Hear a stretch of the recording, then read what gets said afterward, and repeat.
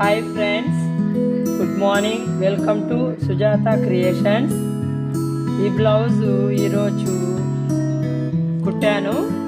దీనికి ఏమి అంటే మిగిలిన పీసెస్తో ఈ విధంగా షోల్డర్స్ దగ్గర 3 పెద్ద త్రికోణాలు తీసుకొని ఈ విధంగా ఆపోజిట్ యాంగిల్లో షోల్డర్కి పెట్టేసేసి కింద చిన్న చిన్న వీలు పెట్టేసి వాటిపైన ముత్యాలు ఈ విధంగా డెకరేషన్ చేసుకోవచ్చు.